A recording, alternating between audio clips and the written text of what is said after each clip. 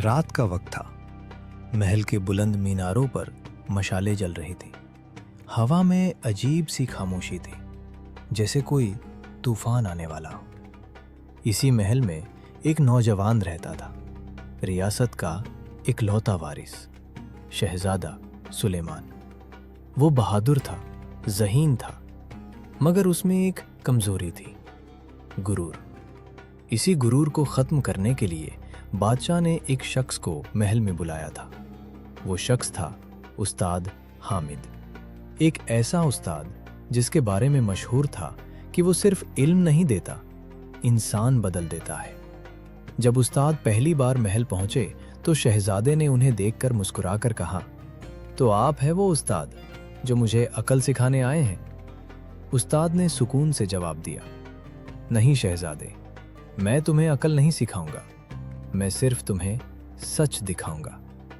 शहजादा हंस पड़ा, मगर उसे नहीं मालूम था ये सच उसकी जिंदगी बदलने वाला था। अगली सुबह उस्ताद शहजादे को महल से बाहर ले गए। वो शहर के एक गरीब मोहल्ले में पहुंचे। वहां एक बूढ़ा सिपाही बैठा था, रहीम। उसके कपड़े फटे हुए थे, मगर आंखों में अजीब सी इज्जत थी। उस्ताद ने शहजादे से पूछा, तुम्हें क्या नजर आ रहा है? शहजादे ने बेपरवाही से कहा, एक गरीब आदमी। उस्ताद ने आहिस्ता से कहा, ये वो शख्स है जिसने तुम्हारे बाप की जान बचाई थी जंग में।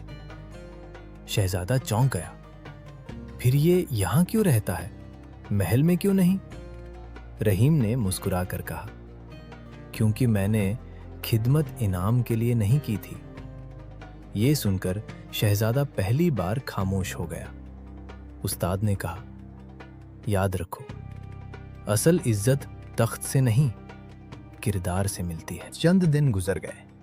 उस्ताद शहजादे को हर रोज नई जगह ले जाते, नए लोगों से मिलवाते, नई सच्चाइयां दिखाते। मगर महल के अंदर एक और खेल चल रहा था, वजीर आजम फरीद। वो ताकत चाहता था और जानता था कि जब तक शहजादा जिंदा है वो बादशाह नहीं बन सकता।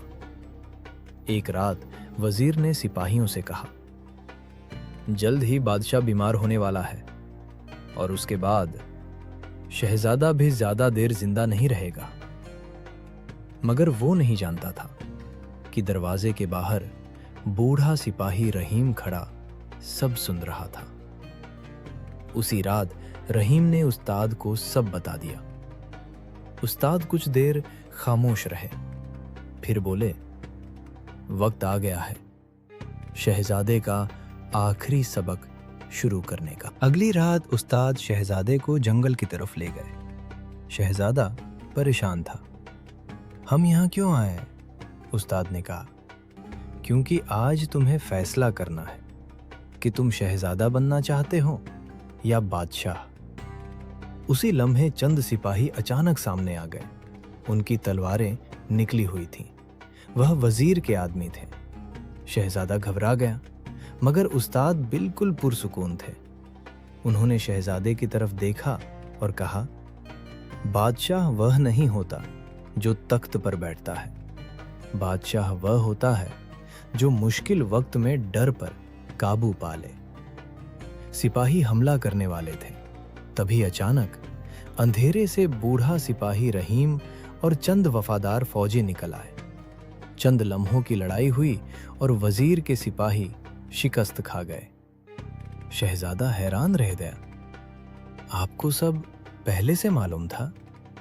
उस्ताद ने मुस्कुरा कर कहा, असल सबक हमेशा इम्तिहान के साथ आता है। अगली सुबह महल में दरबार लगा। वजीर फरीद को गिरफ्तार करके लाया गया। वह गुस्से से चीख रहा था, ये सब इस उस्ताद की साजिश है। मगर उसी लम्हे उस्ताद आगे बढ़े और एक ऐसा राज बताया जिसने सबको हैरान कर दिया।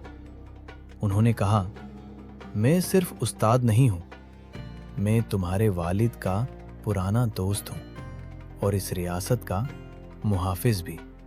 फिर उन्होंने शहजादे की तरफ देखा, तुमने पिछले दिनों में जो सीखा वो किताबों में नहीं मिलता, वो जिंदगी सिखाती है।